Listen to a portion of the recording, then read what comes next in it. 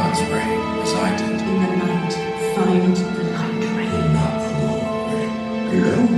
Never have you been. Every Jedi who ever lived lives in you. The Force surrounds you, Rey. But the skeleton has guided us. Feel the Force flowing through you, Rey. Let it lift you. Rise, Rey. We stand behind you, Rey.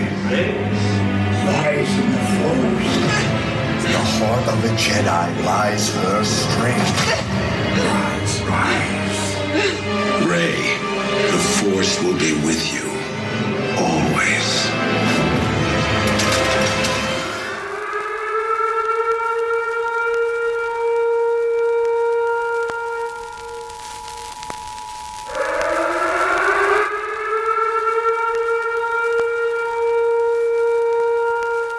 This is the emergency podcast system. This is not a test. Movies are bombing all over the country. They are posing as movies you already know. They may already be in your theaters, your neighbor's home, or even your own. Do not panic. Specialists have been dispatched.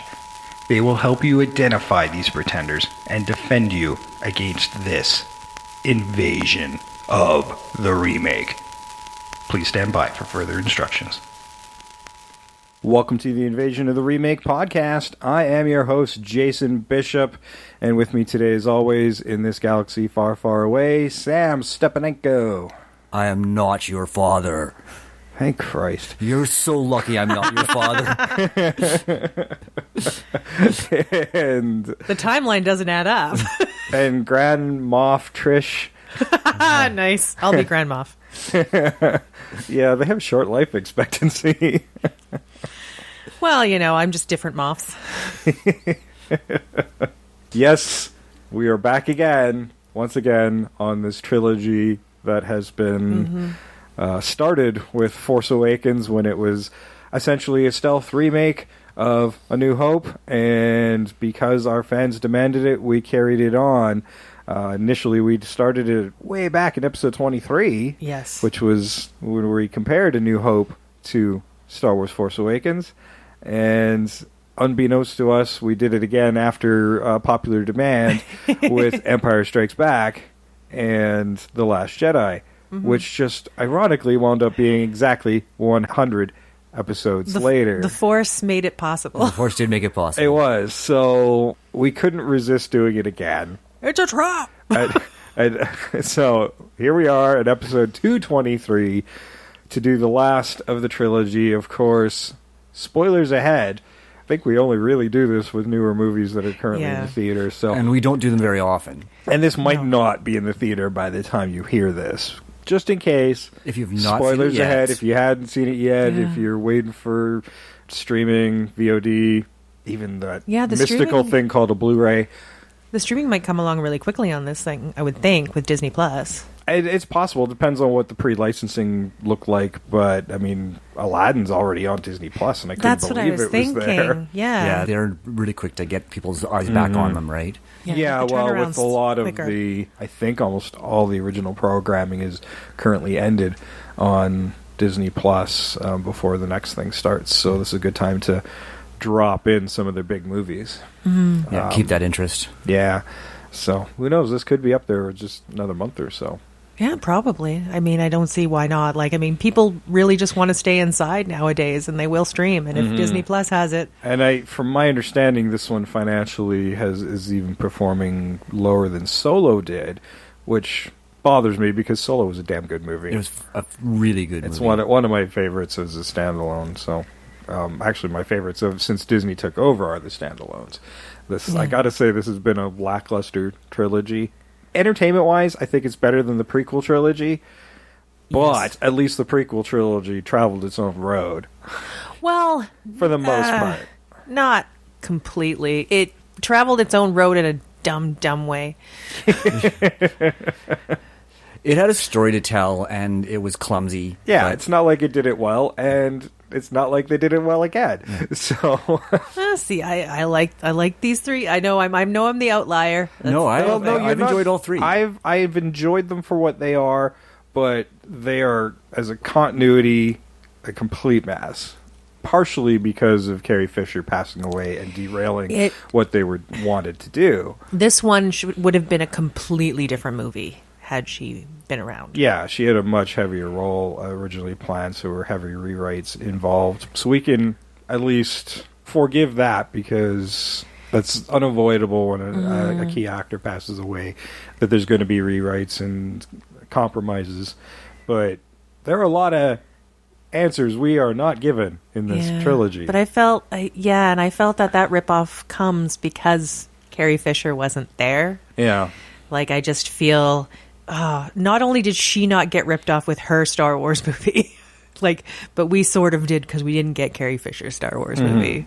Well, I don't think we can lay all of the problems of this trilogy on the passing of Carrie Fisher, though. I don't know. I can lay a lot of it on there because there's some bits that would have helped. It certainly feels like Palpatine was thrust in at the last minute. It doesn't make a lot of sense. No, even though JJ's gone on record saying he was always intended to come back. Okay, I might buy that, but the whole Snoke being a clone thing, there are lots of people who worked and wrote on this trilogy, and he was supposed to be Darth Plagueis, I do believe. Yeah, Darth Plagueis, this legendary Sith. Mm-hmm. So now he's just a thing in a tank. That was weird. Things in a tank. Yeah. Many things in a tank. And I don't know if when you're cloning, you just dump them in, just haphazardly in a tank. Yeah. Well, which is what bothered me in part. Seriously, why and I do enjoy this movie, but why is the Emperor looking for a new host body in Rey, his granddaughter, if he can just clone? He's had this technology for 50 years. Yeah. Yeah, but the whole Clone Wars, right? Yeah. But the whole thing with Snoke was, at least the way I understood it, was that Snoke, he couldn't clone a perfect clone because he was cloning from his own damaged tissue.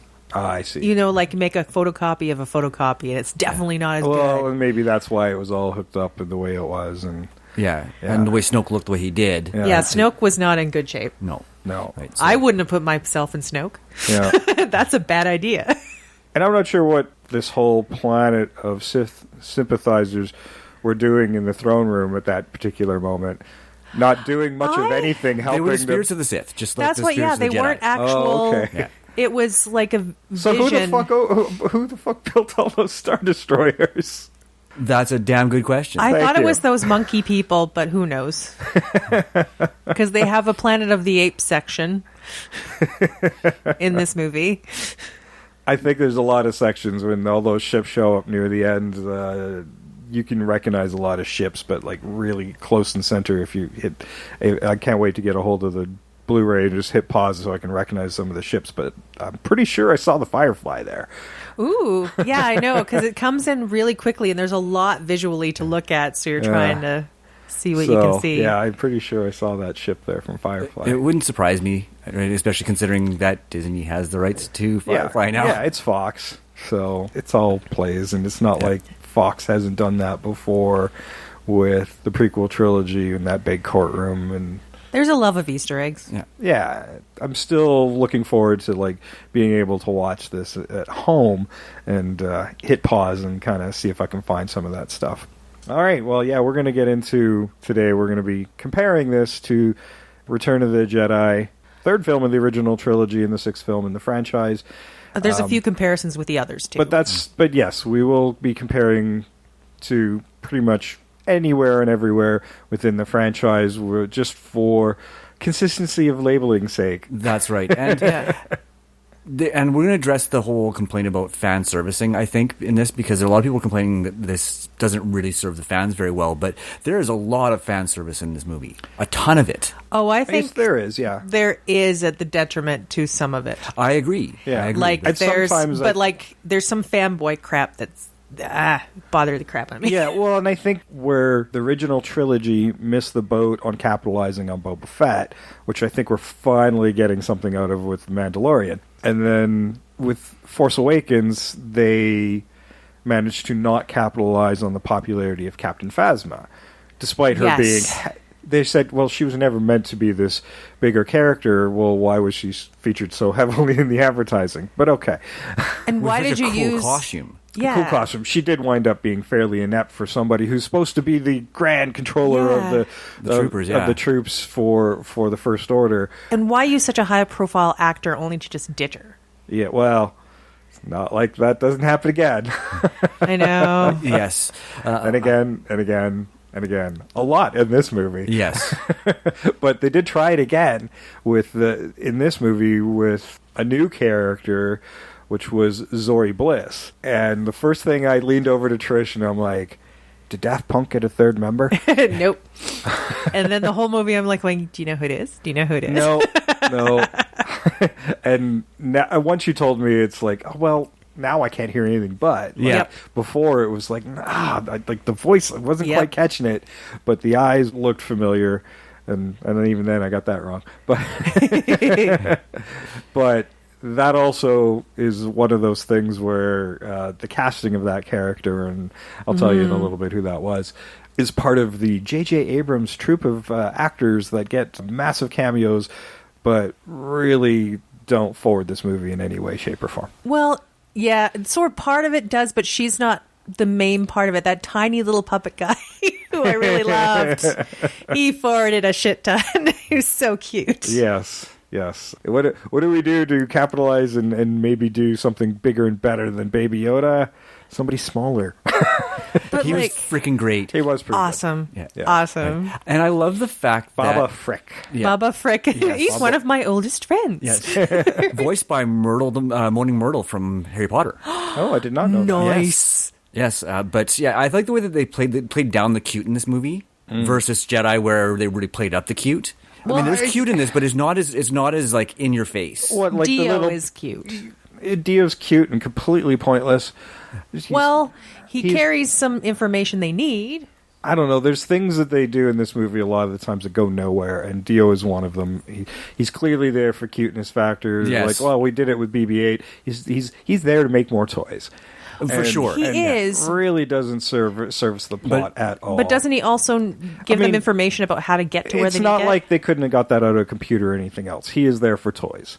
Let's be fair. Like they could have easily serviced that little plot point by having BB-8 access the computers on that ship or whatever. Like he didn't service anything other than making toys.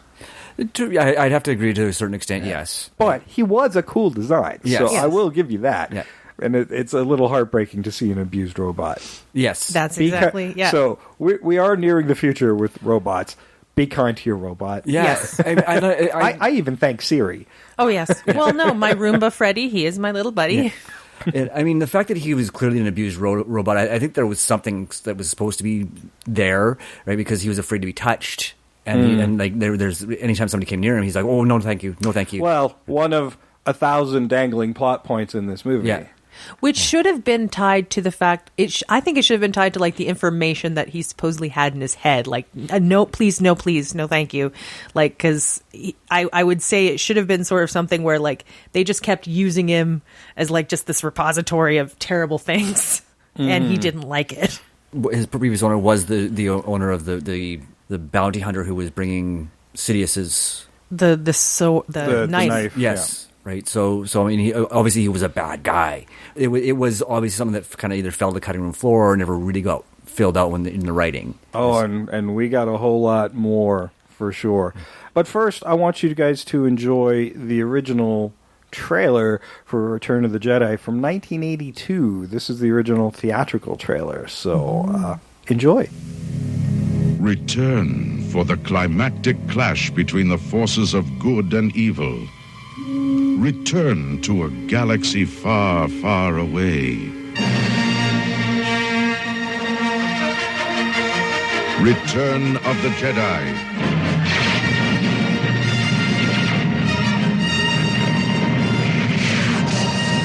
The next chapter in the continuing Star Wars saga. The battle for freedom rages on.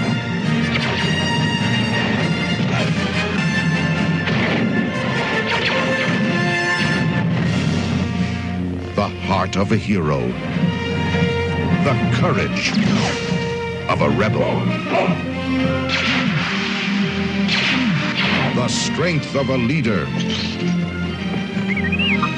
the loyalty of comrades,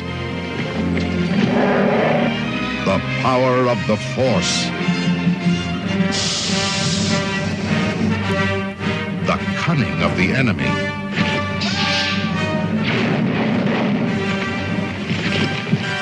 a destiny revealed, Is Darth Vader my father? a legend fulfilled, an epic of heroes, villains, and aliens from 1,000 worlds. It's a trap! The quest continues. The circle closes.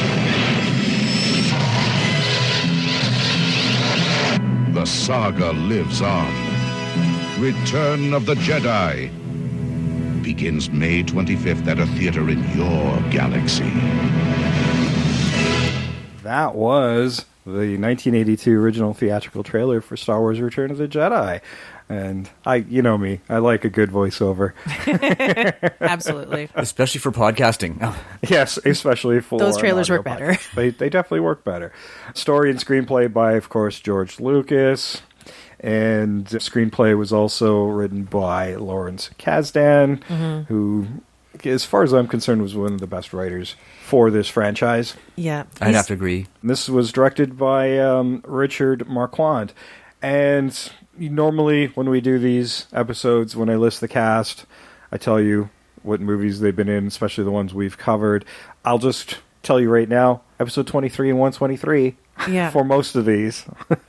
Plus, if you don't know, what are you even doing here? Yeah. Once again, if you haven't listened to episode 23 and 123, I'd start there before continuing on with this episode.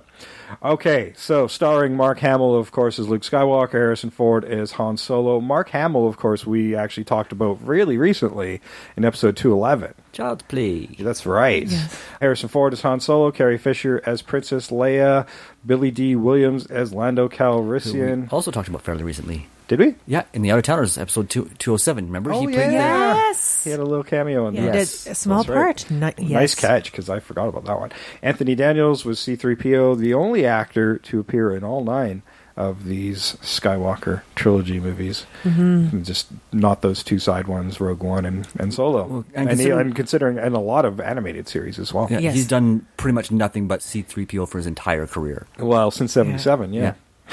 Because I was going through his IMDb and it's like, I just look at the stuff where it didn't say C-3PO to see if it was, there were anything that we'd covered. And like, there's like 4 things that he didn't play C-3PO. Yeah, Yeah. right.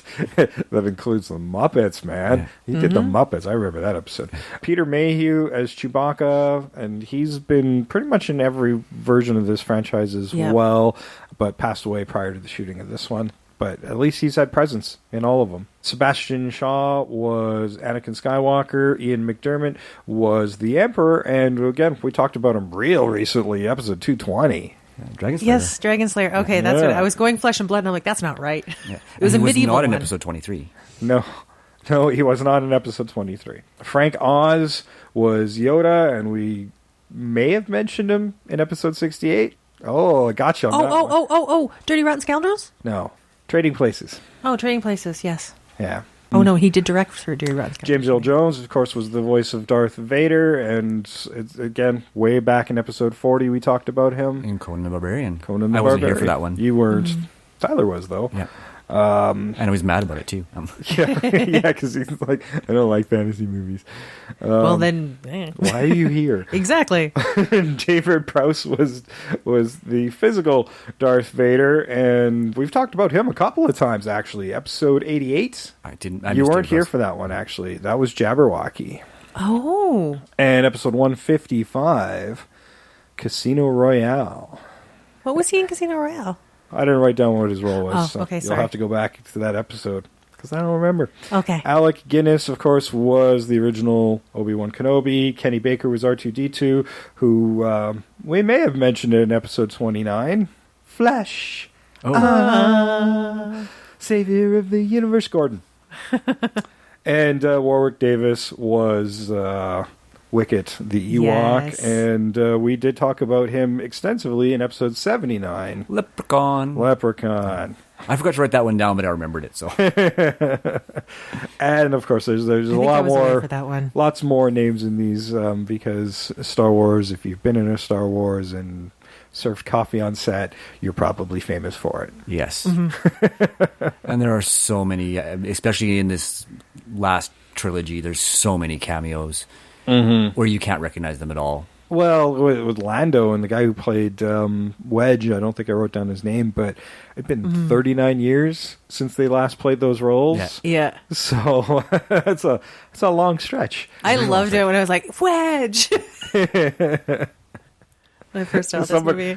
Somebody would have had to say it in the actual movie for me to know who the hell I was looking at, because I wouldn't. At least I knew when I saw Billy him. D. I'm like, Williams yeah. is pretty recognizable still. Yeah, he's still pretty recognizable. Yeah. It's interesting. Another piece of trivia that I came across is the actor who plays Wedge is Yes. Ewan McGregor's uncle. Well, yeah. Oh, no kidding. I remember and that. His role in Star Wars is why Ewan McGregor wanted to become an actor. Oh, Yeah. that's cool. That's wild. Well, I guess that's why Ewan McGregor also got into Star Wars. Yes, Absolutely. Doing his best Alec Guinness. Who wouldn't? I mean, Dominic Monaghan snuck into this new movie on a bat. You know? Really? Oh yeah, it was over a soccer game or something, and JJ lost. There we go. But let's face it, JJ were to put you So in there that's anyway. how you do it. Yeah, Yeah. JJ's turning Make into the new Tim Burton. He's like he's got this list of actors. It's like I'm making a movie, you're in it. Yeah. Right, the one guy who's been in like Lost, Heroes. Oh yeah, he's his. I'd say he's Johnny Depp, but he's not as well known as Johnny Depp. Well, it's like putting Hitchcock in his own movies, Yeah. right? Hitchcock Yeah. cameo in his own movies. JJ doesn't do that, although I think he did voice something in this one. Yeah. He puts that dude Yes. from Yeah. Lost Yeah. in everything he does. This is how you know it's a J.J. Abrams film. He shows up. And he's a bit of a dick in this one. I just assumed he was our version of Porkins, like in this new franchise, you know, and he pretty much went out the same way. Yes. Yes. So, there's one comparison way back to episode 4. Yeah. We'll start with that one. There we go. Yes. Right. We were talking about Carrie Fisher and Princess Leia. One of the very first comparisons you can make is that first scene with Billie Lourd. Yeah. In Leia's Jedi outfit, essentially. Yeah, she was pretty much Endor Leia. Yes, and that was an obvious nod back to the original one and to Carrie Fisher. Right? It was kind of nice to see her in this franchise. And Yeah. if they move forward with this continuity, because I feel like there's lots of unanswered questions, she'd be a good character maybe to bring forward. To bring forward, because she had minor roles in this, but yeah, and she is in all three. I mean, they've gone on record saying that the Skywalker trilogy is over. Oh, I hope so. To be honest, I hope so. Like, go ahead and maybe expound upon it in animation and comics and stuff. But it is a bit frustrating that all the answers I was kind of hoping for in this one aren't there, Yeah. and we're going to have to get elsewhere. Well, and they are saying that they're not done with these characters; they're just done with the Skywalkers. Yeah, well, that'd be good.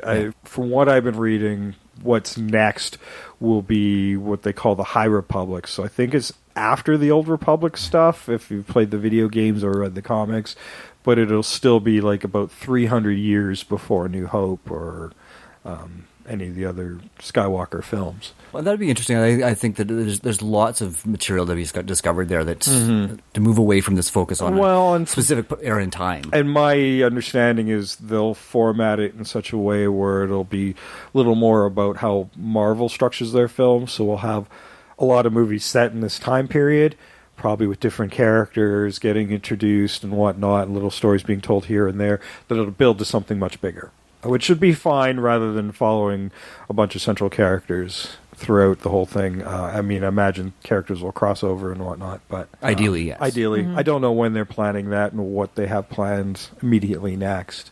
I'm kind of hoping they'll just do another standalone before they get to the High Republic. I don't mind them doing things like Solo and Rogue One, and that just kind of wedge themselves in there, but I'd like to get a little further away from the original movies if we could. Yeah. Well, I mean, I did like the Rogue One thing because we did finally get the answer on how that architect got hired more than once. Which is funny because we did bring that up. We did. And who showed up as that architect? Mads Mikkelsen. Yeah, it's funny how we we kind of predicted all of that. I mean, I'm sure it would have been in progress at the time. when we recorded that episode, but we had no Yeah. idea. So it was No, that was kind of cool. I believe we manufactured that. I'm going to consistently say that. I will at least say manifested it. Yeah. We made it happen. Our connection to the Force is strong. Those questions got answered, and I was very pleased with how Yes. and by whom. At least we got some questions answered somewhere. Yes. Because I'm still waiting for Finn to tell us what the hell he was trying to tell Rey. They bring that up so many times, and then it never gets played. Like, I get what he was trying to say. He's like, hey, I'm a Force wielder. Oh, I thought he was trying to tell her that he knew her secret, that she was a Palpatine. That's what I thought. Oh, see? Nobody knows. I mean, he could have just said, I'm in love with you, which makes no sense because you figured there was a budding relationship with Rose, him and Rose. which fucking went nowhere. Yes. in this Oh, one. yeah, I and then feel that gets ditched real quick. I don't think anybody missed Rose that much, but at the same time, like, Oh, okay, I did. She's established now. Maybe we should do something a little bit more than give her a glorified cameo in this Well, one. that's what. Yeah, I was very frustrated by Well, that. and then you choose that other defected stormtrooper, and then there seems to be something Jana. happening there too. It's like, oh, Finn, you're a slut. Yeah. Well, yeah, it's just Hey, it goes nowhere. If you watch all these together, you're like, there's so much chemistry between John Boyega and Oscar Isaac that I'm like, Yeah. Oscar might go both ways. I mean, I think he would. You know, and to be honest, I don't think I would have cared. Like, Star Wars has always been a woke universe. Well, I always like, well, it sort of has. It might not be. No, not all the time. The fans know, but I would have genuinely gone there. There was talk of that at the end of Force Awakens, as they were talking about how there's this budding same-sex relationship happening there, and then they just kind of tanked it. They just went, nope, we're not doing that anymore. Yeah. Yeah. But, I mean, Finn, I feel like his character just kind of fell off a cliff as far as development goes after the first film. This really strong character who's got a lot of chemistry and was kind of floundering in the second one. And they're then just nothing trying happened. to find something for him to do. And at least there's a relationship budding with Rose, and that all gets dropped in this film, and he's just running around most of the time. Was like, hey, I have a secret, but I'm not going to tell you. Yeah. That is pretty much all he did in this movie. Well, no, he did. See, everybody keeps complaining about that, but he did do stuff in this movie, right? I mean, Oh, well, of course he did stuff, but nothing all that important. bringing down the shields, not important. Well, he did do that, but it was sort of like that's all you've really got. Like he's. Like, No, I'm you talking would- about character development here. Okay, so there's this Like, not physically doing, like, Yeah. taking down a ship or something. Yeah, there's a scene in this movie where he's sitting with that other defectee, whose Yeah. name I can't remember, and Jana. and he tells her who he is. He's their inspiration. It's really low key, but she says, "You're him." That's all she says is, "You're him." He's the one who see, I inspired all these completely other missed that stormtroopers point. to leave. Because then he tells her it's Yeah, I not missed that him. too. He Yeah. says it's just the Force. You just felt it. Yeah. Like that happens immediately He after. immediately dismisses it. Yeah. That's the problematic part. Yeah, he immediately dismisses because, it. they're discussing is like, well, why did you leave? I just felt like I should, and they had a similar feeling. So it makes you wonder if these, and that was something I theorized after watching the movie. I'm like, what if the First Order was kidnapping Force-sensitive children? Oh, I just thought they were kidnapping all children. They just happen to have a few Force sensitive children. Yeah, and maybe that's why they do what they do. But it was in the back of my mind. It's like, interesting. Because I mean, honestly, if you're the First Order, you might not do that because they could be problematic. I.e., you get one infected Force sensitive child who could, as Sam was saying, could infect the rest of the stormtroopers. You do not want that. You want to kill the children who are Force sensitive. You do not want to take them. Yeah, like with Jana, like that whole little group they meet on that watery moon. Endor. Well, it It's a wasn't. moon of Endor. It's a moon in the system of In the Endor, Endor but system. it's not the same planet where the Ewoks Yeah. were on. And I don't remember what the name of the planet, what the moon was. They but- never say. No, yeah, That I can recall. yeah, but like that was a group of First Order Yes. soldiers. Yeah, they were a troop that defected en masse. Yeah. Right. Were they the survivors from the? No, they couldn't. They were too young for being survivors of the Death Star. No, because she has that bit of dialogue where they were ordered to fire on civilians, and Yeah. they couldn't, and then that's where we have that moment where Finn explains that it was the Force, and I think you're right in inferring that he's probably trying to tell her that he feels the Force, or telling Rey that he Yeah. feels the Force. And I think that was their way of sort of sneaking it in there and hoping you noticed that was what was happening there. And maybe because I got the feeling he didn't want to do it in front of Poe just out of judgment. Like it didn't make a lot of sense to me why he wouldn't say it in front of Poe, but I don't think Poe's Poe's a lot like Han. Especially the way they kind of retrofitted his history in there. Like, oh yeah, he was a former smuggler and everything. Yeah. Oh, see, but yeah. Spice runner. He was a spice runner, and I'm like going, yeah, no, I love Poe as like the lovable scoundrel. He totally nails it. Yeah, he's good. He's, I think, as a character, he really started coming into his own in that second film, and just so comfortable doing what he's doing in this one. And I think it sort of his development sort of came at the expense of Finn's. I think they sort of showcased him a bit more. You might be right there, yeah. And that was disappointing. Mm-hmm. And maybe at least to give Finn something to do, I wouldn't have separated them in that second film. That was my biggest complaint about the second film, is that Finn was away from everybody else through the entire film. Yeah, doing something that didn't matter. And they sidelined Rose completely. That's what bothered me. Is like, well, aren't you going to come with us? And she's like, no, I'll just stay here. No, fuck that shit. She's smart and she can help repair the damn ship. She should have gone with them. Well, and here's Dominic Monaghan, who I was like, well, what's up with this character? And apparently he's some sort of Sith expert. So this would have probably come in a lot more handy. You hear him spout a couple of lines that suggest that, but like, hey, we got this knife, or we got this information. Can you help us out with that? Like, what is this planet? Like, there's a lot of information they could have got from their Sith expert that they didn't get from their probably Sith expert. should be able to read and speak Sith, rather than waiting for C-3PO to get brainwiped. In a very funny scene, mind you, but... Yeah, which again, it's like, I'm taking one last look at my friends. And hopefully that was more Anthony Daniels saying goodbye to the role. Yeah. But less than half an hour later, he's been rebooted by R2 and backed up. So, like, we do get some funny moments, but this heartfelt goodbye really didn't mean anything because he got his memory back and he knows everybody again. But I do like that after his memory's wiped and it's like, Baba Frick, he's my oldest friend. Yes. That is such a funny line. It's like maybe 2 days ago. That, or he's like going, hi, I am C-3PO. And then like Poe is like, this is going to be a problem. Did we find the volume button yet?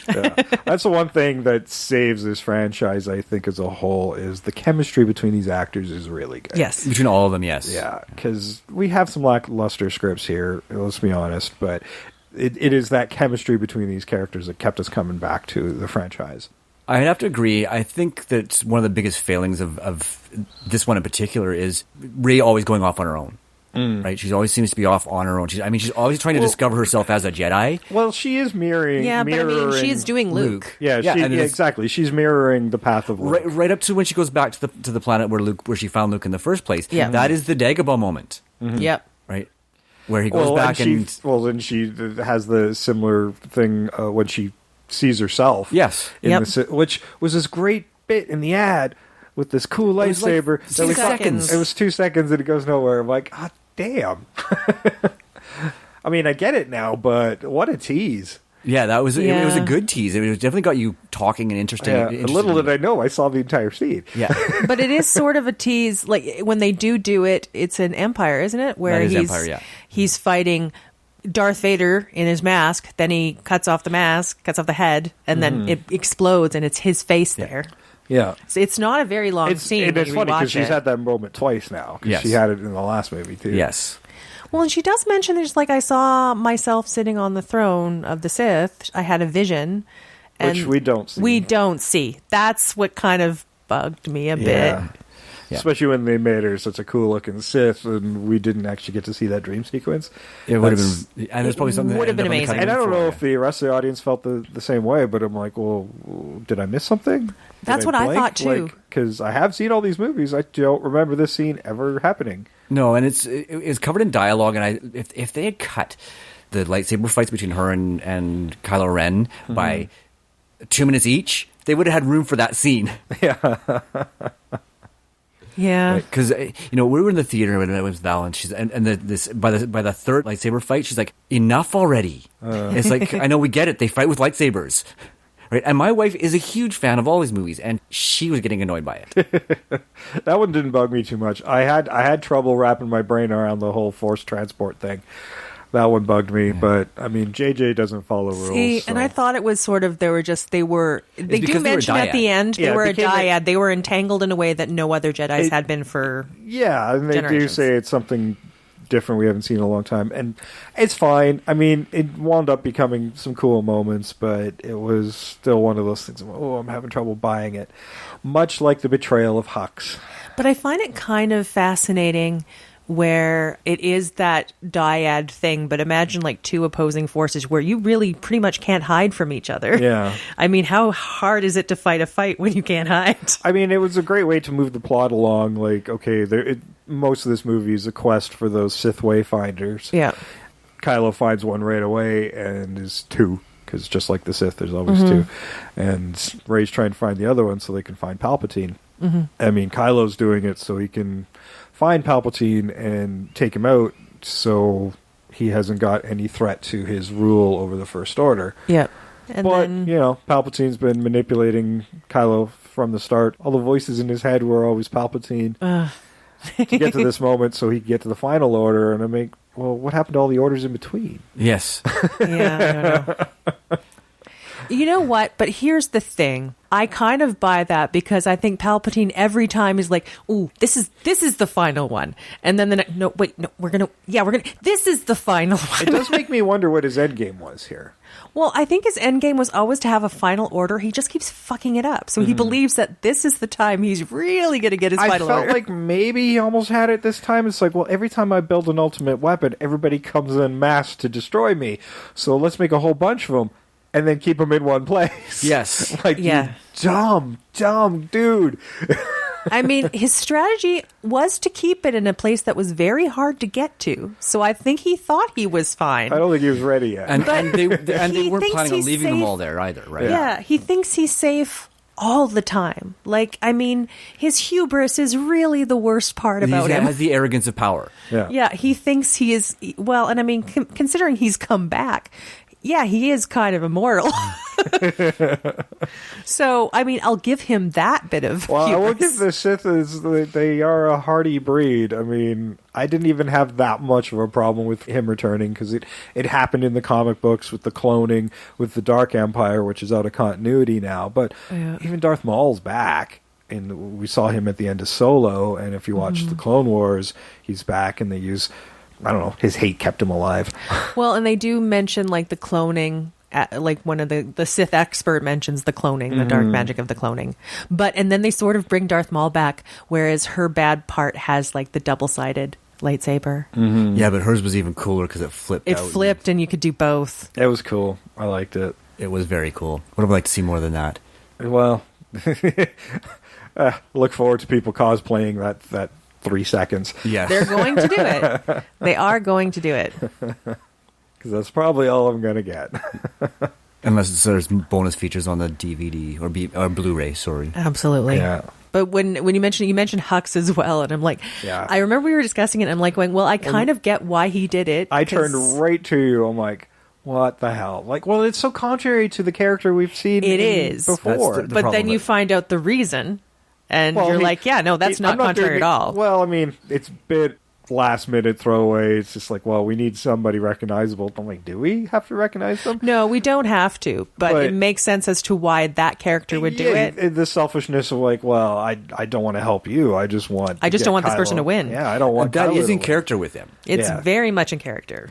So, I mean, when he finally said that, I'm like, oh, yeah, no, I But, get that once now. they make the reveal, he's just wiped out anyway. Oh, absolutely. So... yeah, he's disposed of pretty quickly. Yeah, pretty casually. Granted, the franchise is guilty of doing that pretty much across the board. So, with characters that get established, and we get somebody like Grievous in that prequel trilogy, who's really cool, and really is only on the screen for about 15 minutes, maybe. Yeah, I mean, Hux was always kind of a throwaway character. He was just there as competition for Kylo for the first two movies, and they had to do something with him in this movie.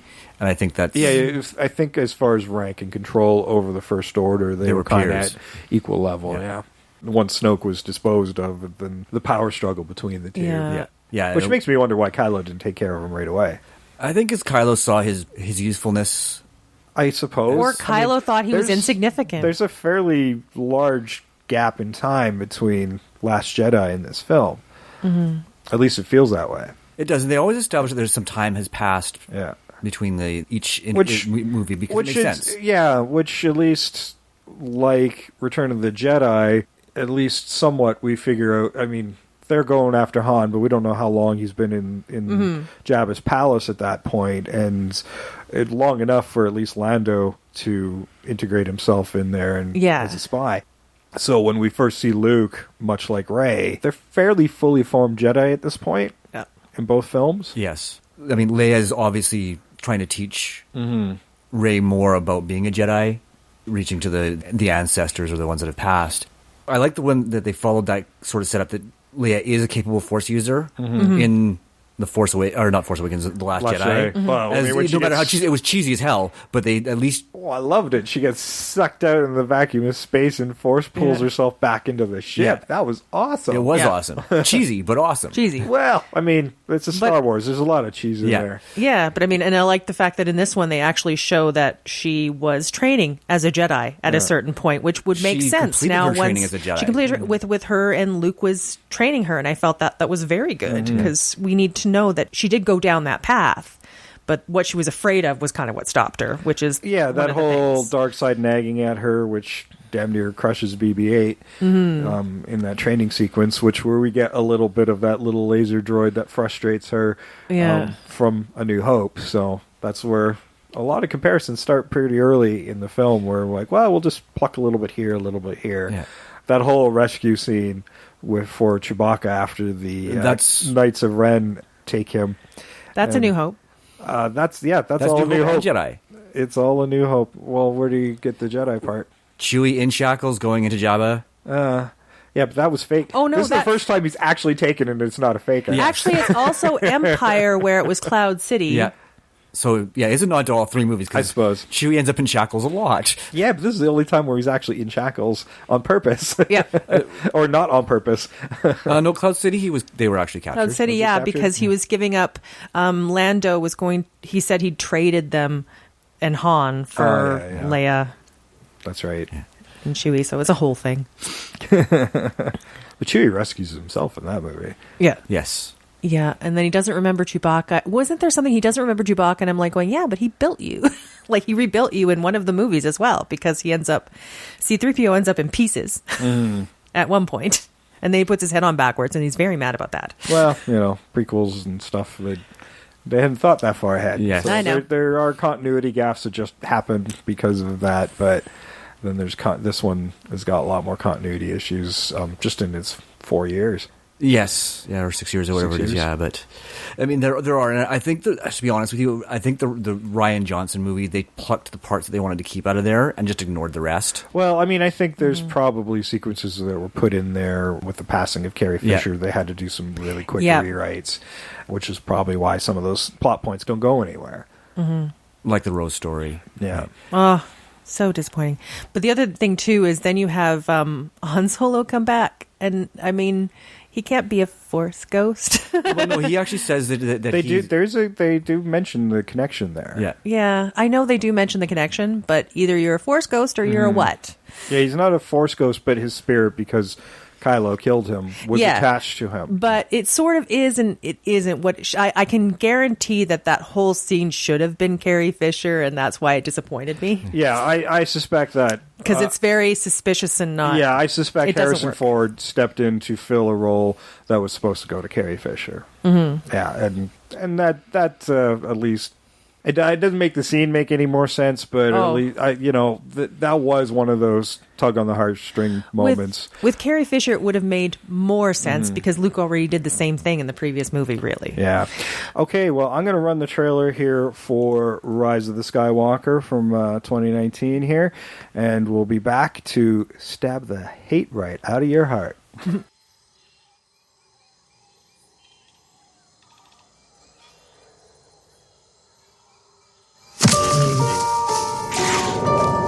It's an instinct. A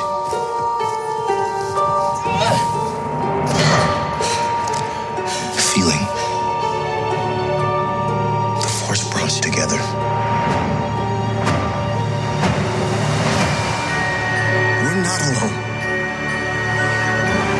Good people will fight if we lead them. People keep telling me they know me. No one does. But I do.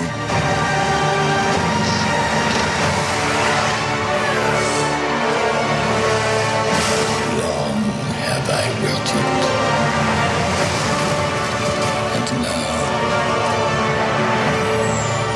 you're coming together.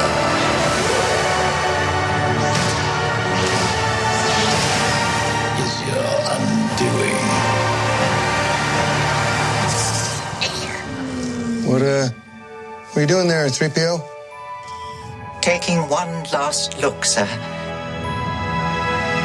at my friends.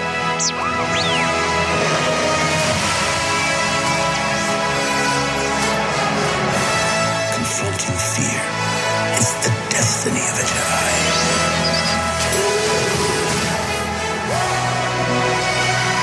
Your destiny.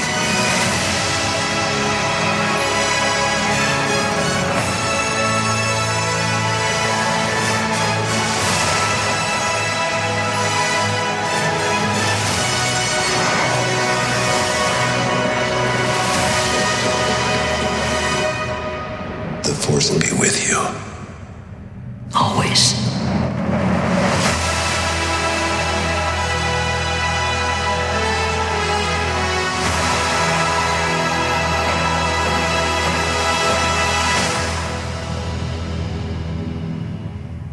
That was Star Wars The Rise of Skywalker from 2019. The screenplay and story by J.J. Abrams and Chris Terrio. Chris Terrio, who wrote Argo, Oscar Best Picture winning movie, and Justice League. Not any of those things. Not any of those things. The story also gets credited to Derek Connolly and Colin Trevorrow. I guess much of their scripts, when Colin Trevorrow was originally supposed to direct this film, is still there. Both of them are known for Jurassic World, and Derek Connolly also wrote Kong Skull Island. And of course, J.J. Abrams came back to direct this movie, also directed Mission Impossible 3, Super 8, and 2 Star Trek movies, Star Trek and Star Trek Into Darkness. Let us know, guys, if you want us to cover Star Trek The Wrath of Khan and Star Trek Into Darkness. I've thought about it. There are elements there. So, it's doable. But we'll see. Of course, starring, they give top billing to Carrie Fisher, Mark Hamill. Adam Driver returns as Kylo Ren. And, hey, good luck to you. He's up for an Oscar for Marriage Story this year. Daisy Ridley is Rey. And we actually have talked about her in a non-Star Wars movie in episode 181. Murder on the Orient Express. Correct. And John Boyega returns as Finn, and we always like to mention Attack the Block as one of our favorites. Oscar Isaac returns as Poe Dameron, and I think a couple of us have talked about Annihilation in one of our 31 Days of Horror episodes. Anthony Daniels returns as C-3PO, Naomi Aki as Janna, who you can currently see in The End of the Fucking World. Ah. Which is that? That's Netflix, right? I think so, yeah. Yeah. Well, I get too many streaming services. I can't keep them all separate in my head. Domhnall Gleeson is here again as General Hux, and we might cover him again at some point. We'll probably cover True Grit. He was in the remake, and of course he was in the Dread movie as well. Richard E. Grant is General Pride. I'll just let that sink in for a second. General Pride. Yeah. I am surprised we haven't talked about him before. He's got a huge body of work. And But some we great actually movies. have Sam, but not on our show. And that's why I didn't bring it up. That's why I kind of brought him up, because we did talk about him on our guest appearance on Flix X-Raid. Yeah, when we so did Hudson Hawk. But yeah, exactly. We did talk about Hudson Hawk over on Flix X-Raid. So if you want more of us, then go find the Hudson Hawk episode. or another Flix really X-Raid. good film podcast. Go check out Flix X-Raid. Lupita Nyong'o returns as Maz Kanata, the voice of this mysterious character who seems to possess a lot of items she shouldn't actually be able to have. No. Like Chewbacca's missing metal. Like, I'd like the idea of her being this really great thief of objects that don't matter. Like, how did you get that lightsaber? How did you get Chewbacca's medal at the ceremony? Like, this is crazy. But Or he finally gets his damn medal. at least the character returns the medal. So this ancient thief that's older than Yoda returns the medal. Carrie Russell was Zori Bliss, as I mentioned it before. Also the third member of Daft Punk. You can also catch her in Mission Impossible 3, which J.J. Abrams directed. And, of course, J.J. was also involved in her series Felicity. The American? Oh, what about the Americans? She's in the Americans. Well, but... she's in the Americans, but JJ has nothing to do with it. I know. But if you want to see her in that, that we think. I recommend watching her in that as well. And Junos Satamo is the new Chewbacca. Yeah. And clearly a larger man than Peter Mayhew, because it looks like Chewie's put on a few pounds. Well, he's like 6'10". He's tall, but he's much broader. Yeah, I think he's probably really fit. Right? Yeah, like isn't he's like Finnish basketball player or something like that. He's a big dude. Big dude. Kelly Mary Tran returns as Rose. Briefly. Very briefly. And, of course, Ian McDiarmid returns as Emperor Palpatine, along with Billy D. Williams as Lando Calrissian. And a whole host of cameos. That we could go all day on. We haven't done a whole lot of comparisons back to Jedi yet, or some of the other films. We did mention the lightsaber trading droid early on. I thought the canyon chase, where the First Order guys learned to fly, felt a lot like the speeder bikes on Endor. It is, absolutely, yes. Yeah. Right. There's also right after that when they finally reach that ship, when they slide into the sand, that felt very Jedi to me, where they at the Sarlacc pit. I mean, I didn't make the connection. I was thinking more back to my old Tarzan movies, and one of the episodes where Jeff was around, where I was complaining about quicksand. Yeah. Yes, well, both me and Jeff, who have a terrifying fear of quicksand for no reason at all, because the 80s just had it in basically every show. Movie. So it catered to our fear of quicksand. Yes, but I felt that was sort of like a direct sort of parallel to because underneath where the giant worm was, a giant worm too, right? Granted, it didn't attack anybody except for the guy who got trapped there the first time. Yeah, and the use of the rope to get that one speeder out of the way, that's very much in Jedi as well, like sort of. Hey, good sound effects. Thanks. There was a scene later, of course, when the Final Order destroy Kijimi, which is this brand new planet that Boba Frick and Zori are introduced on. That's blown up just to show the power of the cannons that are on these new Final Order Star Destroyers. And I actually didn't have a problem with that, even though it looked very phallic underneath. But other than the fact that looked phallic, I mean, it makes sense that the technology after this amount of time, I'm guessing it was about 50 years or so from Jedi, that the technology would be smaller. 30. 30? Well, think about it. I mean, because Finn and Rey are late 20s, early 30s. Yeah. I said Jedi. Right. So when not Return of the Jedi, not Last Jedi. I know, Return of the Jedi. It was about 30 years. 30 years? Think about it. Finn, Rey, and I'm thinking about Luke and Leia and how old they are. I think, yeah, but I think like Finn and Rey aren't born at the end of Jedi. They're born probably years after Jedi. So let's cut the difference. Say 40. There we go. Okay, I'll settle for 40. All of the Star Wars fanboys are going, "It's this amount." I'm like, I don't care. We're guessing. We're guessing. I don't have that kind of time. We don't pander to you. We do a lot of research, but we can't research every single one of my minutia. customers had seen this movie 6 times. I'm like, oh my God, like, I've never seen any movie in the theater 6 times. I think the most is 3. And I can tell you right now, I don't know if I'll ever see this movie 6 times in the rest of my lifetime. I might. I might get there, but it's going to take a little bit. I might. I'll rewrite it as I go along. Yeah. Now, I mean, the original Star Wars, countless times, but, I was the right age. I was 4, Yeah. When you're that age, you just want to watch the same movies over and over and over and over again. Yes.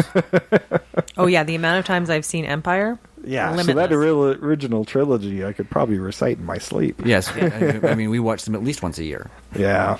So that's kind of the ones I kind of picked up on as far as him cherry picking, but I'm sure you guys picked up on a few more. I mean, I've only seen this once, so. The very end with Finn and Janna on the ship getting picked up by the Millennium Falcon is very end of Empire Strikes Back. Yeah. Absolutely. They actually do that twice in this movie. Yeah. Because there's a point where they save Rey, too, when she's escaping from Kylo's ship.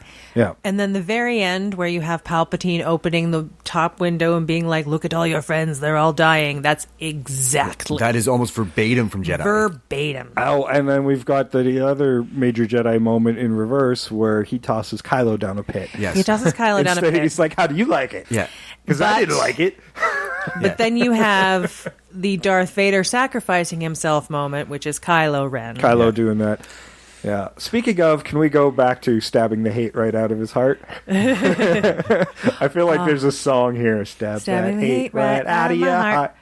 Oh, I want that, and I desperately want to talk to how flawless his hair work is in every movie. Yeah, there's a hairdryer that apparently Adam still Driver. works in that mask even after rebuilding it. Well, and his like wet hair, regular hair, like his hair is just all like I would like to, carpet a house with that glorious hair, and I feel it would be nice on your feet. No, thank you.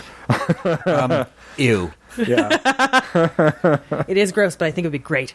But no, he does great hair work. It's so amazing. But I mean, then there's Kylo's whole path of redemption, just like Vader's, right? It's Yeah, no, that arc is very much the same. It's kind of nice because the rise of the Skywalker refers to both his path and Rey's. Like, I think even when you watch the first film in this iteration of the franchise, you get this feeling that Kylo's struggling with his inner self, being the grandson of Darth Vader, but the son of these heroes as well, and he's struggling between that light and darkness within him. Well, and I think they sort of... And so you kind of realize that path of redemption's telegraphed pretty early. It is very, very early, yes. But they should have done more, I feel, with the whole idea where they talk about like bringing balance to the Force. Because like the Jedi thing, and I think they were trying to get at this in the last movie, where it was kind of very all or nothing, which was not very conducive to any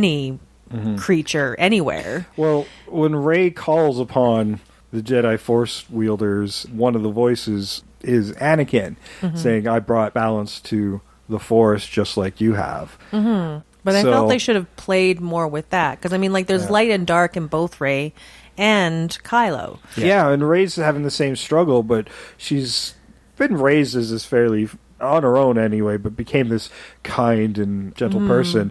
And as her powers grew, then she struggled with it. And there are some great scenes in this movie where she's struggling with that. When she accidentally blows that ship up when she's trying to force pull it from taking off. Probably one of the most heart-wrenching moments in the film. It was. And it was that scene really works. Yes, it really works. Oh, and we're seeing force powers used on film in a way we haven't seen outside of the video game stuff. Yeah, like the healing. Yeah. Well, no, the healing, I mean, thankfully, that was already brought to the screen with, the video games have used it forever, but The Mandalorian beat them to it with Baby Yoda already doing it, so... The child. Yeah. The child, yes. As I've been corrected at work, and I'm like, oh, come on, everybody calls him Baby Yoda. Yeah, just They get do. over it. Yeah. They do. Quit being nitpicky. Yeah, I know. It's just easy for everybody. Star Wars nerds can be real assholes sometimes. They can. But I count myself among you, so don't write me. That moment was so great in that, like, yeah, it's heartbreaking as to what she's done without meaning to, but also you get that moment where Kylo Ren's like, oh shit. Yeah, it is really great. But going back to that balance thing that you were talking about there, that's what I thought The Last Jedi was supposed to set up, is that Rey and Kylo Ren were to be a new order of Force users where they have the balance, where they're able to access the things beneficial from the dark side and the things that are beneficial from the light side to create a whole new type of Force user. And that kind of didn't materialize. No. But that's the feeling I got from Last Jedi. And that's why the end of this infuriates me so much. Yeah. Well, but I felt like the Knights of Ren were part of that too, because they existed long before Kylo was part of them. Yes. So he took on his name because of the Knights. But we never get an idea of who the Knights of Ren are. I think the new comic books exploring the origins of Kylo are getting there, but we shouldn't have to turn to other medium to get those answers. No, if you're going to introduce them in a film, you need to give us a more backstory. Yeah. And are they Force users? I kind of got the impression that they were, from my lack of knowledge. Well, right? But I they think don't they're appear supposed to be, but they're completely helpless when he comes to save Rey. Yeah, so I'm wondering if maybe they're connected in some way. You remember, and I wish I could remember the character's name from Rogue One, the Asian guy who's had a connection to the Force but wasn't a Jedi, wasn't really a Force user, but was able to just tap in enough to use it in a way like other senses because he was blind. So what if there's a dark version of that? This cult of the Knights of Ren. We don't even know who's controlling them. Was it Palpatine? Was Palpatine controlling them through Snoke? Or are they just a separate group that sympathizes to the dark side? We don't know anything about this little cult. And you're not supposed to have more than one Sith, and there's more of them. Sadly, I probably won't get the answers because I don't want to read the comic books.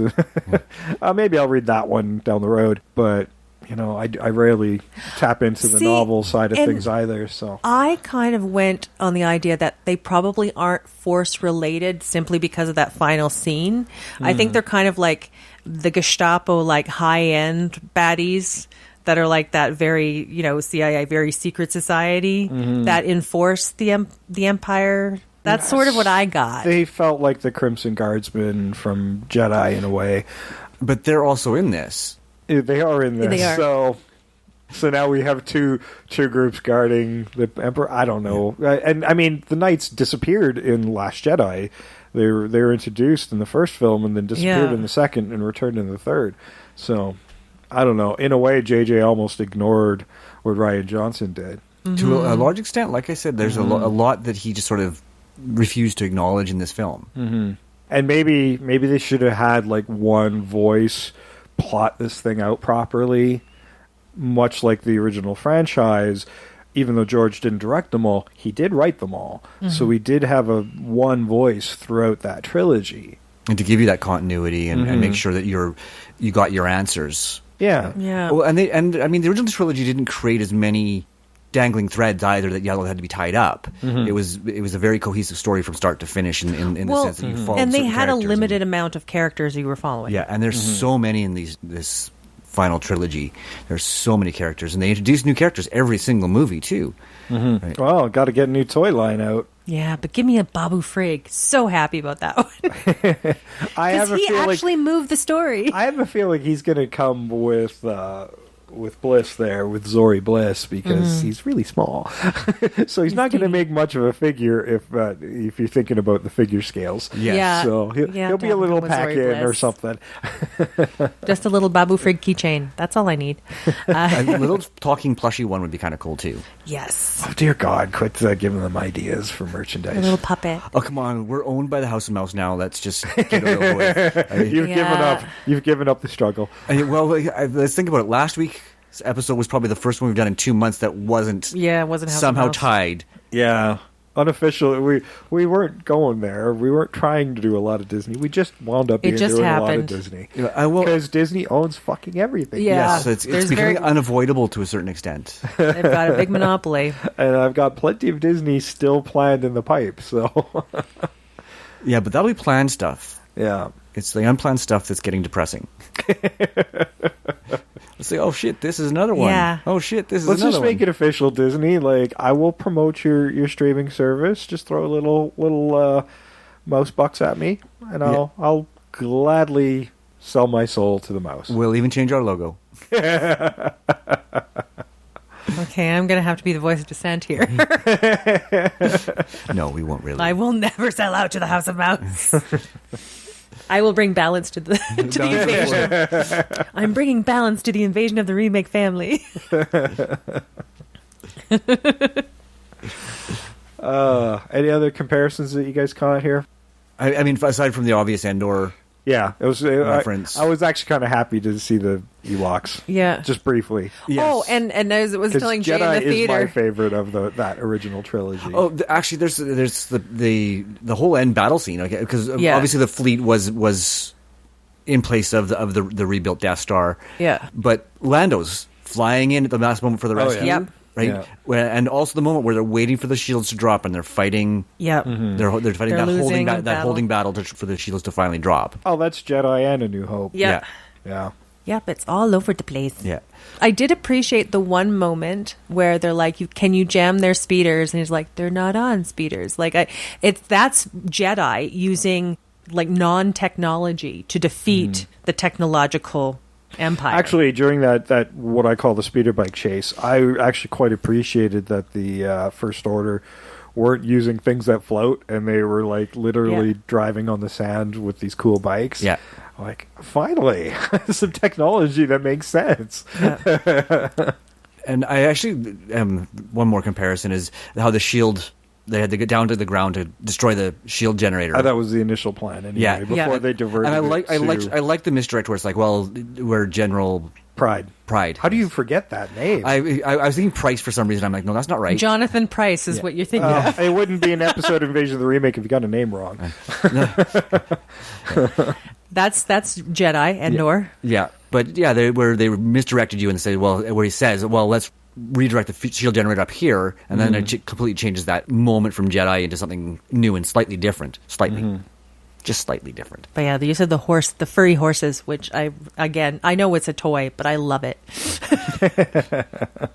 First equine species we've seen in First the equine, franchise. but that's the whole thing where it was in Return of the Jedi, where you had all the Ewoks using like rocks and trees and all this other stuff that's not technological to defeat the Empire. Yes, the rebels have the bows in the final battle there on the outside of the Death Star. Yep.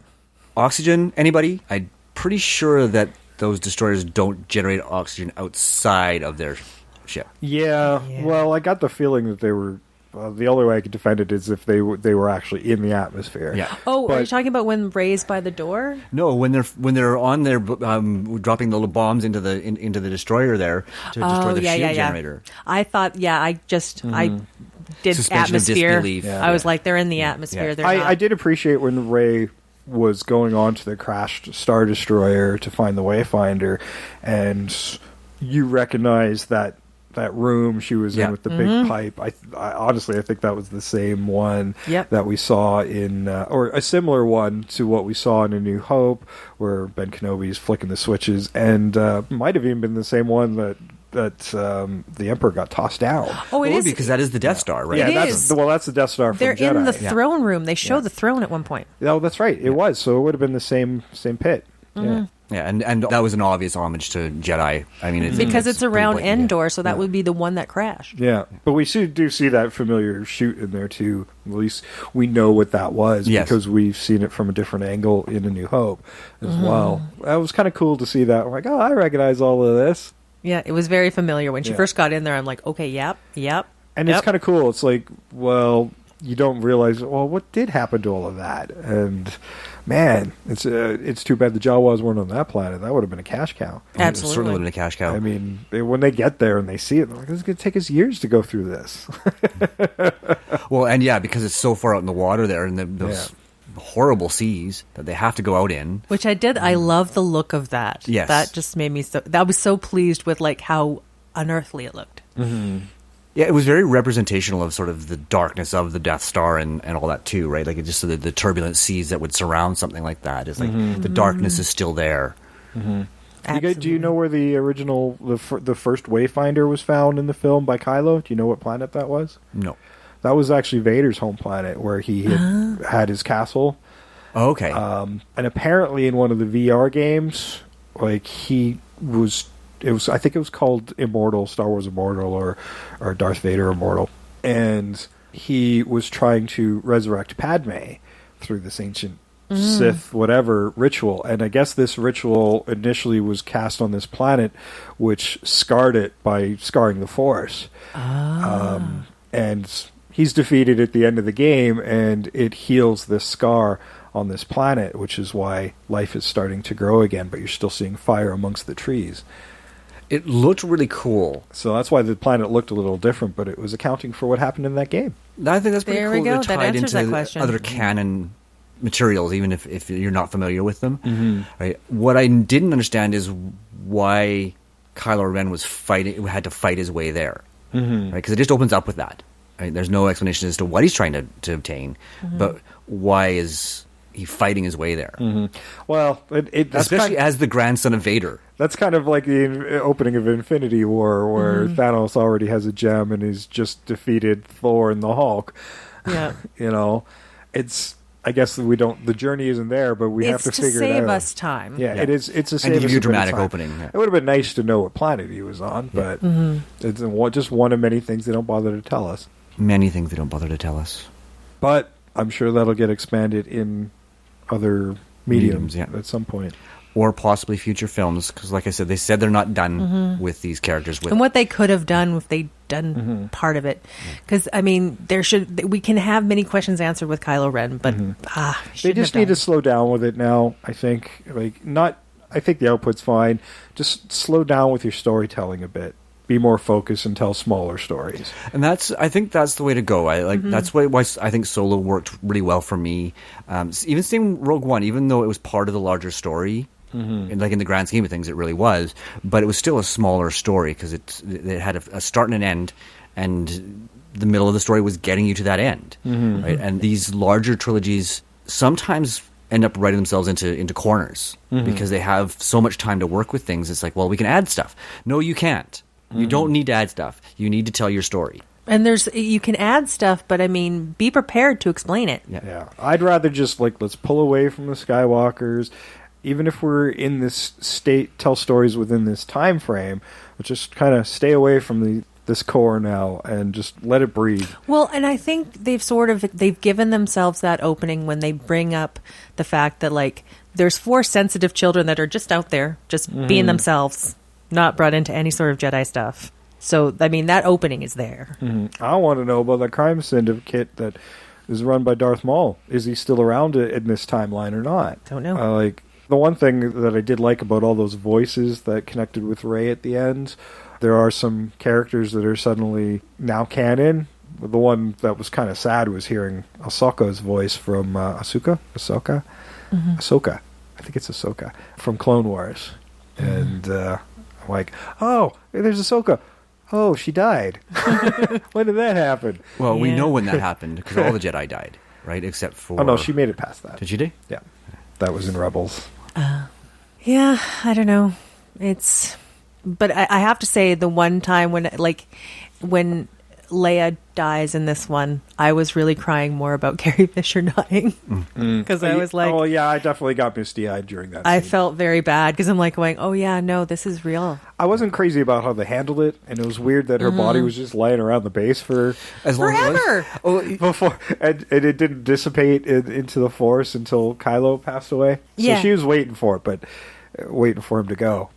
Yeah, it's almost like I think she was connected to him to keep Ben the dominant personality. And you know what? I have to say, I would have been more interested. Again, like you say, it is like Jedi where Darth Vader has to die. And I think it would have been more compelling if Kylo Ren had survived. Why? Because he's done such terrible things. It would have been more interesting. Well, story-wise, it would have been way more interesting if he'd survived and had to do something heroic to help these rebels, but he's got to rebuild. He's got to atone. He's got to atone. He's got to rebuild trust. Can you imagine him coming back to the rebel base with Rey? Oh yeah, that would have been a much better ending. Certainly a lot better than it's Skywalker. Yeah, that's dumb as shit. Well, I mean, it was so cheesy the way she did when she did it, but I get it with all of the connections she had with them through Luke and Leia training her, and through Kylo as well. Oh, I who get was it. a Skywalker. So for not knowing her parents and not having a family, she made a new family with these people. She did, but it just still felt really cheesy. Oh, it's cheesy and forced as fuck. But I mean, especially when she goes to Tatooine to the family ranch that should have been a scorched earth scenario. What I kept wondering about. Wow, that house looks pretty good for having been blown up by stormtroopers. Well, who came and rebuilt this place? Yeah, exactly. 40 or 50 years ago, depending on your on our timeline. Pretty good. Yeah, I'm like, oh, that doesn't look so bad. Yeah, but I like the way that I understood what they were trying to do. They wanted to end it where it started. Yeah, which I enjoyed the thought behind it. it just, again, one of those I things. read C-3PO's last line was the same line he first said in A New Hope as well. His first line was his last line. Oh.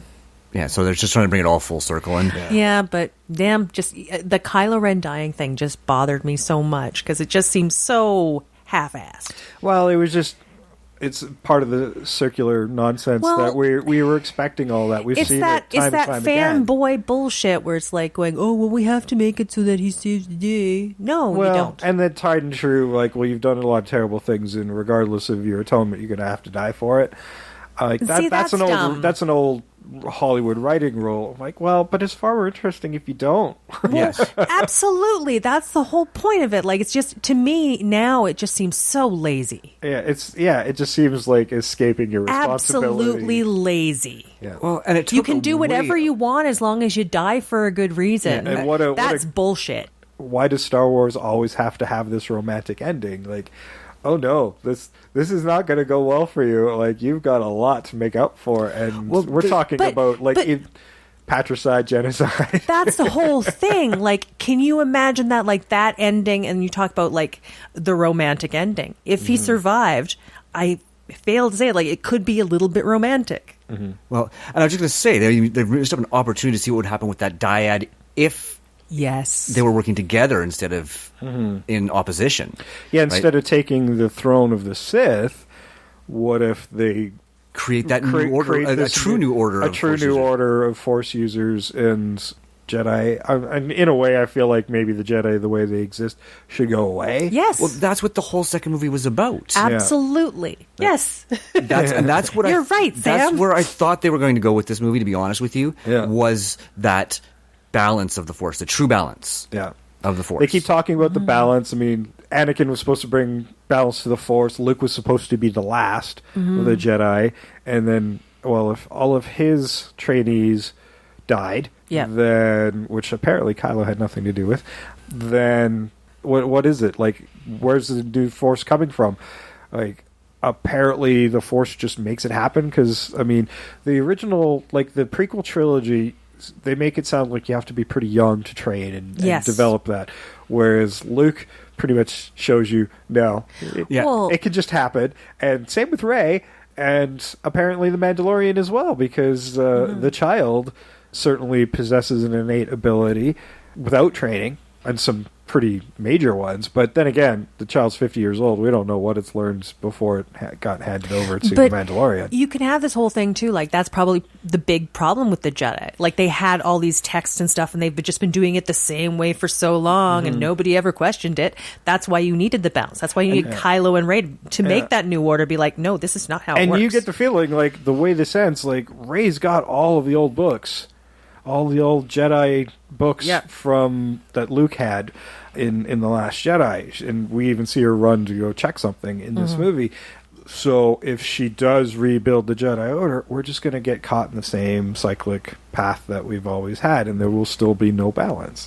See, and that's why it should have been like the two of them, because then they could find out, like, oh yeah, no, some of this is bullshit. It's got to go away. We'll ditch some of this, but like, and also their dyad, if they are so interconnected, why does Kylo Ren just kind of go away and doesn't show up as a Force ghost ever again? Yeah, I thought it was weird that he didn't show up right at the end on Tatooine with Luke and Leia. Yes. In that Force ghost moment where she if they are so intertwined, yeah, where did he go? Unless when he gave her his Force, he became part of her. But again, that's still never explained. Yeah, I mean, they talk about the light side and the dark side of the Force, but what makes it dark and what makes it light? Is it motivation? Right? Because this is one of the things that bothered me about both the end of Jedi and the end of this movie is strike me down with your hate. Well, what's to stop her from striking you down as a righteous person? Apparently, you can stab the hate right out of your heart. You can.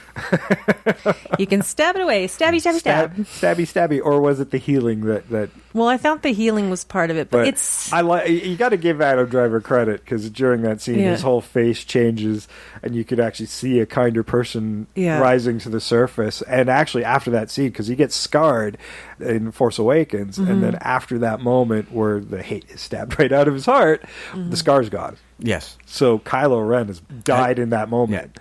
which I thought was kind of cool. I mean, we get the metaphor. And they have a whole thing with like Jedi's fear, and I'm like, yeah, but you can't get together with anybody or have a relationship. That seems kind of like you're just cutting yourself off. It's a very fearful thing to do. That's always bothered me about the whole Jedi thing. And then they forced the whole Kylo Ren's dead down your throat with the appearance of Han Solo as well. It's like, like we didn't get it in the first place. Well, like we said, I think that was there to replace scenes that were supposed to go to Leia. Mm-hmm. Oh, for sure. But it felt like the dialogue was still for Leia. Hey, you know what? I was surprised that he even was there. So, like, I didn't think we'd see Harrison Ford return again. Well, even with his CGI wrinkles. Yeah.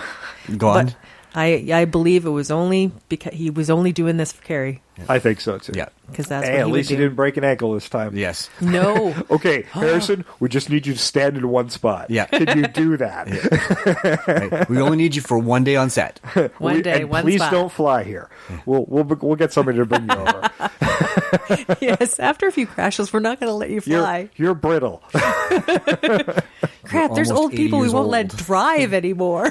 I do not know how he's going to do an Indiana Jones movie at 80 years old. I don't want it. No. No. I love Indiana Jones, and I wouldn't mind seeing more. I'm willing to get into like a James Bond recasting type of scenario.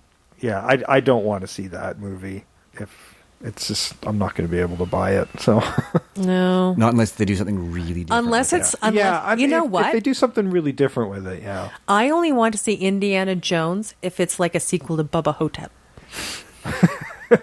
That's the only way I can buy it.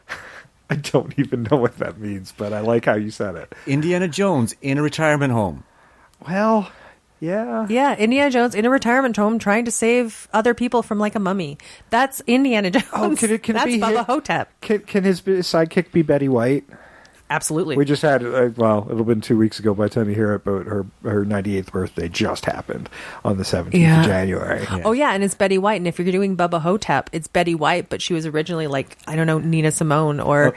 and She was originally Hitler. Because Hitler is a common theme between all of the Indiana Jones movies. So so she has to be Hitler. No, she doesn't. No, she doesn't. Come on, Betty No, White. the mummy has to be Hitler. the Because mummy it's has got to to be be the Hitler. evil part. Yes. Betty White has to be... 'cause, He's like, always got a sidekick. in Bubba Hotep, it's a guy, he said he was JFK, but they made him black and put him in a nursing home. So in this one, it's like Etta James, and they made her white and put her in a nursing home. You've got to flip it. There you go. Okay, I'll go with that. There's yes. the movie. And what's the MacGuffin? What's he going after? It's the Wayfinder's in here. He's always got crystal skulls. And... Oh, this one, well, at least in Bubba Hotep, it was like something to help defeat the mummy. So, like, he's got to defeat Mummy Hitler with something. Oh, the Ark of the Covenant is just in his nursing home. Or he's just trying to find that jar of pickles. Yes. Yes. It should be something inane. Oh my God, the jar of pickles that just contains the ashes of Jesus. They were wrapped in the Shroud of Turin. Yeah. Which the nurses have been using as a duster.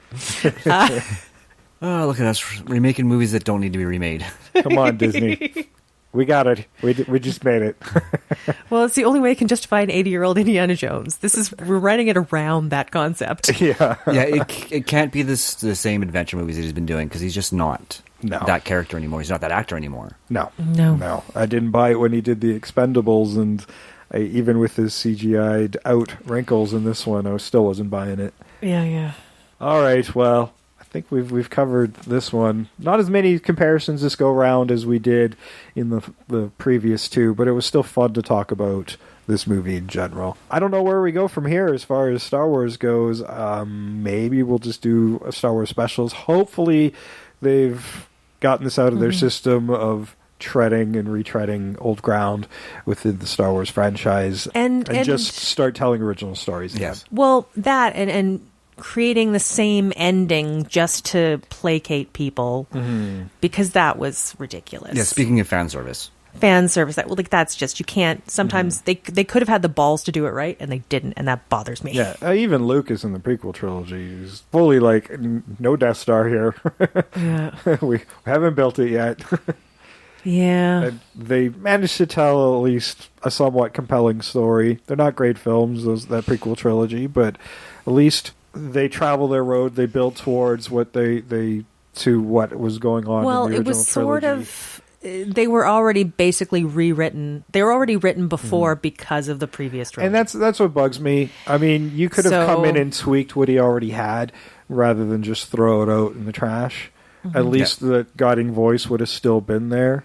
Yeah, I have to agree. He had a vision for the story, and to essentially entirely disregard the last third of that vision is a little disappointing. Yeah. Because he may not be a great writer of dialogue, but he is a great storyteller. Yeah, if you took that story and then had somebody else come in and tweak it and temper some of those more Lucasisms, because I think the original trilogy was tempered by other writers, and his wife certainly had a lot of input at the time. And you can see what that untempered version looked like in the prequel trilogy, and he kind of needed somebody to kind of hold him back at times and say, hey, he had to have people saying no. Yeah. That was the whole that prequel trilogy. There were so many times where I was like, "Oh, you wrote this and nobody said no," and that's a problem. Yeah, and we can say that about the other famous franchise, Star Trek. Yep. Gene Roddenberry had the same problem. Without those other voices and other writers tempering him, we get something like Star Trek: The Motion Picture, which was this grandiose big thing, but didn't feel like anything else within the franchise. It's like, this is what untempered Gene Roddenberry is, and maybe we shouldn't have done that. Yes. And they learned their lesson from it, though. They did. They absolutely did. Yeah. Right, because they gave us a few great Star Trek movies after that. So, utilizing what Lucas had and tweaking it probably would have been a better way to go. But you know what? We did get compelling characters out of this franchise. I like Ray and Finn and Poe Dameron and even BB-8s. Like, we have a nice, cool little crew of characters. Unfortunately, the movies didn't flush them out in the satisfying way I would have liked. Absolutely. And the idea, like, again, when we talk about more people getting past what they used to do, like, we know Finn was a stormtrooper for a while. Like, I mean, he said he mostly did garbage stuff, but it was... They could have done more with that. I would have been very interested. And hopefully maybe we can get like a Disney Plus miniseries or something. Like, I wouldn't mind just give us a 6 to 8 episodes of Poe Dameron before he joins the rebellion there. Give us a Poe and Finn love story. Let's just do it. Let's just go for it. Let's not shy away from where they're like, oh, we can't do that in Star Wars. Yes, we can. A buddy movie would be cool too between those two. So fun. Clearly we're not going to get the homoeroticism that we. Oh, I would have loved that. But they had the one bit too where he's like going, "I need you as another general." Oh, thank you, by the way. Like, they're little bits. But they have great chemistry together. Absolutely. And regardless of what they do with those characters, I wouldn't mind seeing those actors together again. Yes. In something else, some Star Wars side story set within that timeline, before, after, whatever. But bring Rose in. I wouldn't mind seeing more of that. Yeah, Let Rose do some stuff. Rose didn't get her just desserts in this one. You bring in a new character and throw her down our throats in Last Jedi, and then we finally get a taste for her, and you don't do anything. Yeah, you just dump her. You dump her into the background. Well, and that was, again, partly due to Carrie Fisher's passing, because apparently a lot of her screen time was supposed to be with Carrie Fisher. Right. And then when they had to rejig everything, it all kind of got lost. Yeah. That's a shame. It is a shame, but hopefully that character will turn up somewhere else. And I'm sure Disney Plus has got a lot of plans for expansion. If their plan is to do the High Republic in the film franchise, then maybe Disney Plus can expand in other areas of familiar timelines within the films. Well, for sure. I mean, and think about it. We've got The Mandalorian, which is in between. Yeah, it's Jedi. just after Jedi, yeah. I'm not sure how many years, but it's a few years after Jedi. Yeah, I'm not exactly sure either. And that's great. There's this big window of time after Jedi before Force Awakens. That's a long period of time, and where we can see the New Republic and when it falls again to the First Order. There's a whole swath of stuff there. And they're already establishing the First Order in The Mandalorian.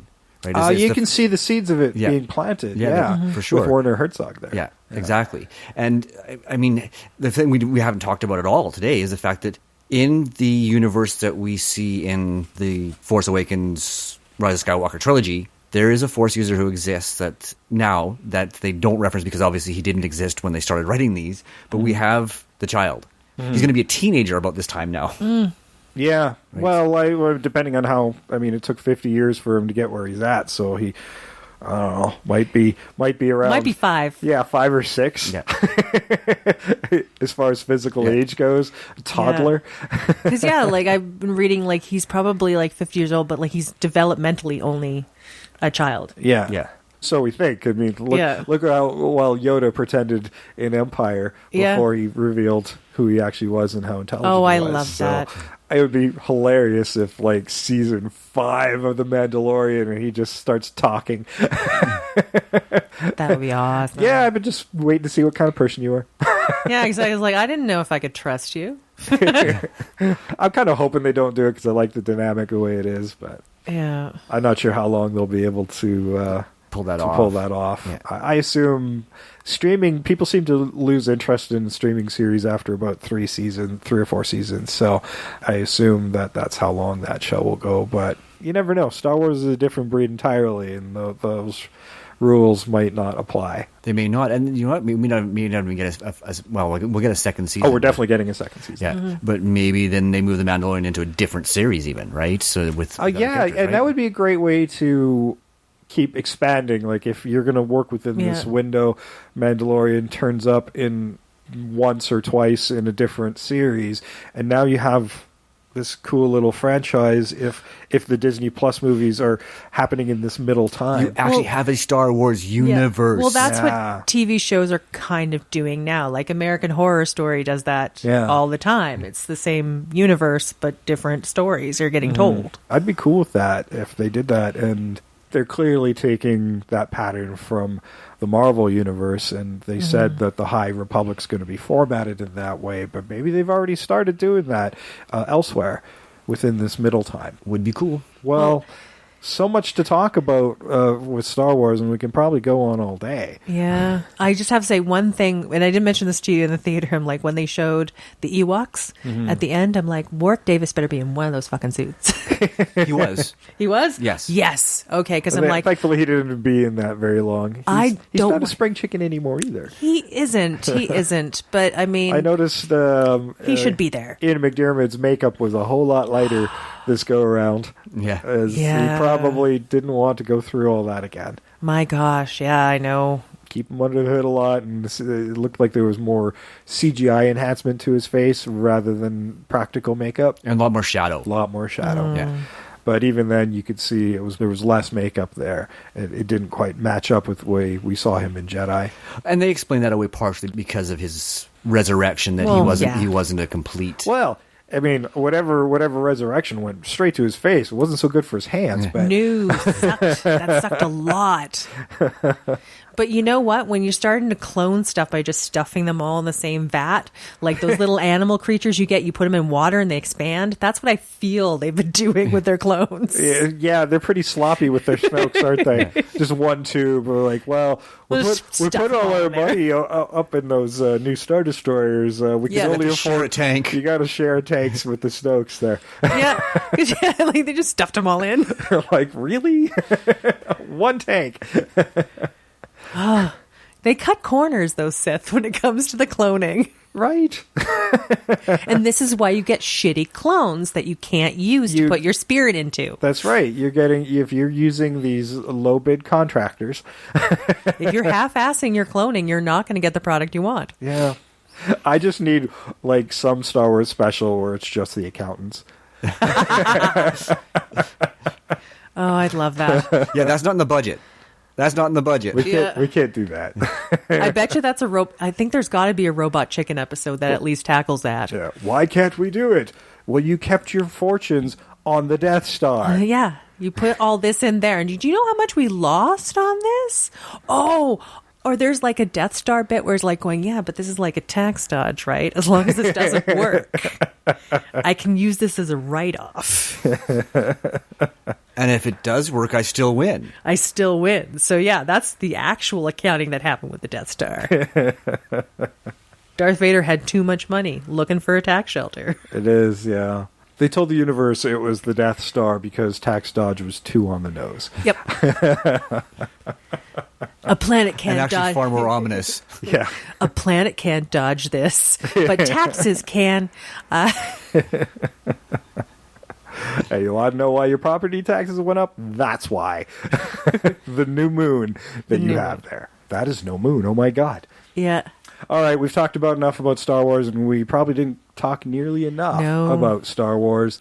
I know the fan base out there for Star Wars is very passionate. Please don't write us if you're mad at whatever we said. It's our opinions, and you have yours, and we have ours.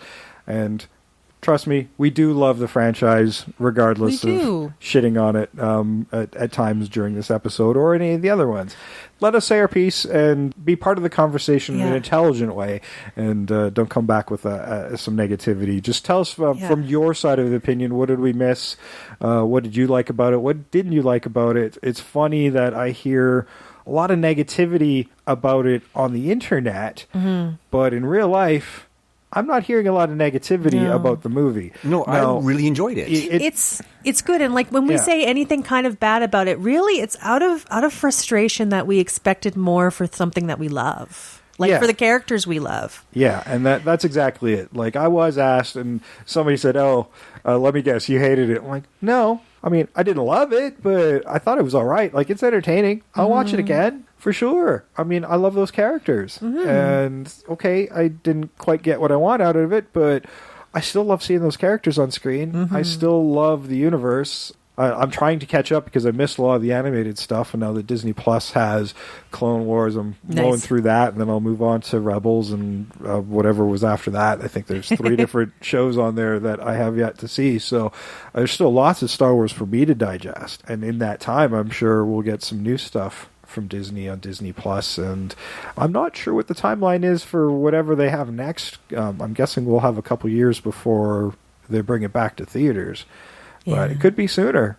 It's hard to say. I mean, they keep these things under wraps as best they can. I mean, this one is, at least everybody was expecting these ones coming, so I felt like the standalones, the Star Wars stories, the Rogue One and Solo were, at least Rogue One was a bit of a surprise to me at the time, and when Solo came along, I'm like, oh, this is what they're going to do. They're going to alternate. Yeah, and that was the plan. And then until Solo failed. Yeah. Which is weird, because apparently this one's doing worse than Solo. But, $1 billion, that's a failure now. Yes. No, I think that did okay. It's a $100 million movie. It did fine. Yeah. I know, right? What are these standards that we're having to? They're like, it got to $1 billion, the slowest. I'm like, really? It's $1 billion. I got to $1 billion, the slowest. Oh my God! Like that's like saying like, oh, I won that $1 million in the lottery in the slowest amount of time. Like I just didn't cash it in right away. So like clearly, people are going to this movie multiple times. Yeah, it's not a bomb. It's not a disaster. I don't think Solo was either, but I don't think it crossed $1 billion. So. No, well, Solo suffered from multiple director syndrome and too much media attention on it. But you know what? This movie did too. Yeah. This movie lost its director, but they didn't suffer the same negativity. I think they kept it quieter this go around. There was way too much publicity. From Solo. It was media that really so people were way soured on Solo long before it came out. Yeah. They had already made a decision not to see it. Yeah. Which is a shame. Go see it. It's fun. It's a fun heist movie. Yeah. And get over the fact that it's not Harrison Ford, because it doesn't matter. Yeah. It's not really supposed to be. I mean, he can't do it. We've decided this. Yeah, I mean, yes, personality quirks. If he'd been doing an impression, I might have not liked it as much. With James Bond, we've had different actors. They bring their own personalities into the characters when they take over the role, and we seem to be fine with it. So get over it. And also, I have a challenge for everyone out there. Think of yourself back when you were in your 20s. Were you the same person you are now? No. Yeah. You change as you get older. You just do. I'm really hoping we can continue on with that Solo story that they presented, because we're still don't know what's going on with Darth Maul and that crime syndicate. So I'd like to see more of Solo in that universe, or even some of those other characters. I heard that they might do a young Lando movie, but yes, that's a fairly high demand actor you've got there. So you really do, but I don't know if that'll awesome. happen. Well, we'll see. Because I really enjoyed him. I think he really captured what Billy Dee did with it, but in a different way. Yeah. He really captured the spirit of the character, as did the actor who played Han Solo. Yeah. Besides, and high demand or not, if you want to make a Star Wars movie and you want that person, you can pretty much get them, let's be honest. Yeah.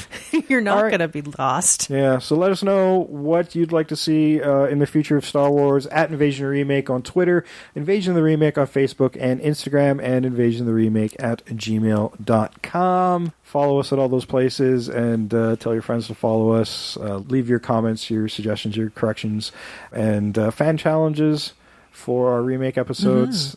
Just get involved in the invasion and let your voices be heard. Yeah, and if there's anything else you can think of that's like kind of a stealthish remake, I'm sure there's lots of movies you can think of where it's like this, I feel like I've seen this before, and then you remember. Been done. We got something planned for you that falls under those veins next week. Absolutely. But we're not going to tell you just yet. You'll have to join us next week on Invasion the Remake. Until then, I've been Jason. I'm always Sam. And I continue to be Trish. And we are out of here.